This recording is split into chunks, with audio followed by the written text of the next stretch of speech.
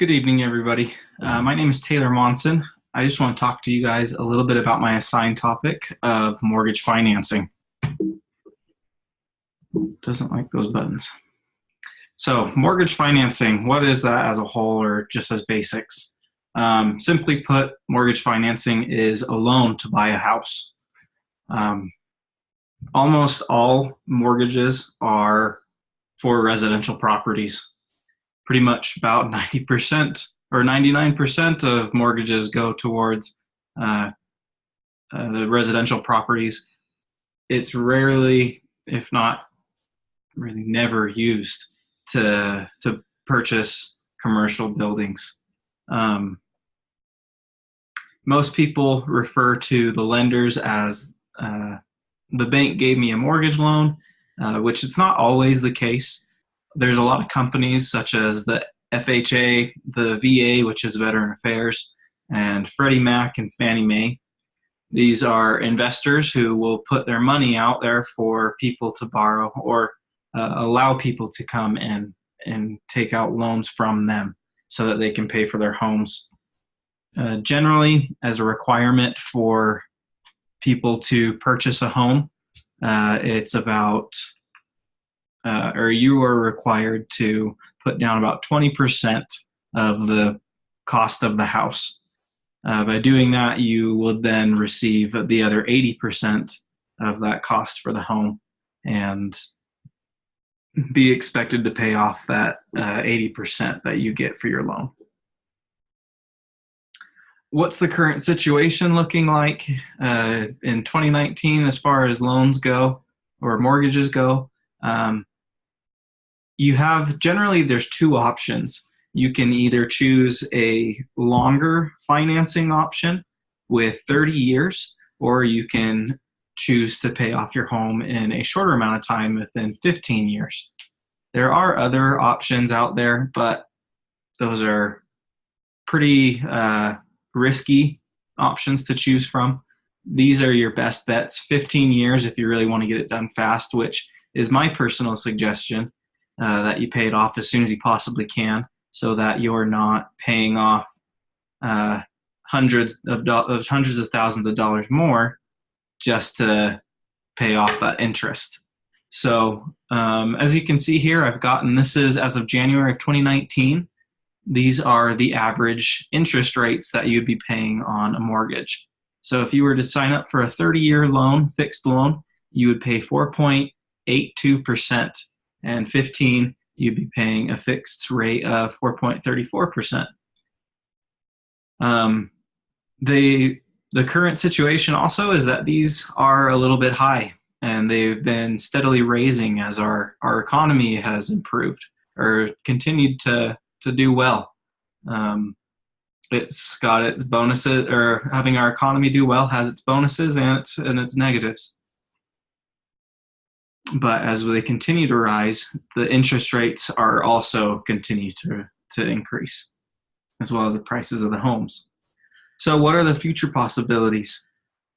I would say the biggest possibility that is likely to happen for us is our economy is going to continue to improve. As our economy improves, our mortgage rates, the interest rates are going to start to raise or continue to steadily raise as well. A lot of this is based off of the Federal Reserve.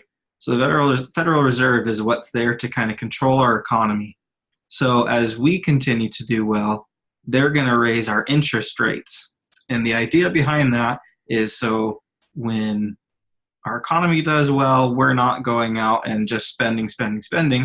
They increase those interest rates to curb our inflation.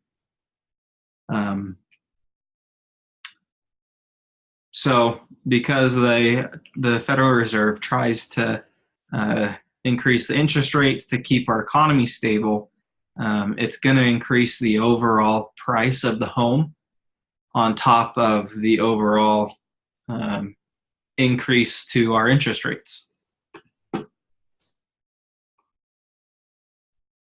So other observations that I was able to pick up from my research and talking to a few family members who are in the real estate industry, one thing that is kind of discomforting that I've heard from them and from just a few people that I've talked to that have been buying homes recently. Um, a lot more people now are being qualified for these mortgages with very low percentage of their down payment or their initial investment.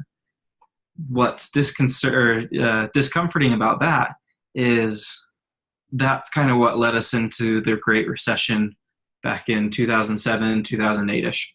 Um, a lot of people were doing what they're doing now. They're going out and getting these $400,000 homes or whatever it is, putting down a 5% payment and expecting the loan for the other 95%.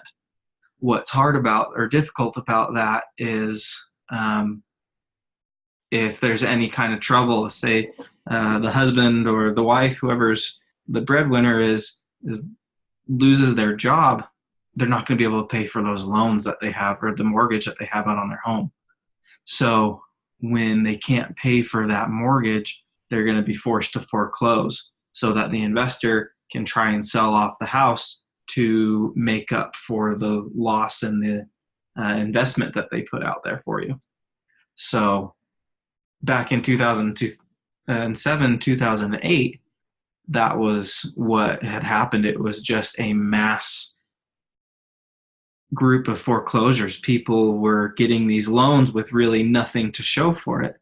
And a lot of people lost out. They'd lose their jobs. They couldn't afford to live in their houses. A lot of people were getting kicked out of their homes. So mortgages are very helpful, but they can be very dangerous. You have to be smart with it and realize that it's not just a free money cure all for you to get into the house of your dreams really early on. You need to be established and know how much money you have and be able to afford to put down that 20% so that it's to the point where you can really pay something off. You're not going to be buried in your interest payments and paying hundreds of $1,000s more extra on top of the $300,000 home that you're already buying. These are the things that I found that were very interesting. I hope you guys saw something that you found interesting as well or that you enjoyed. And I hope everybody has a great day.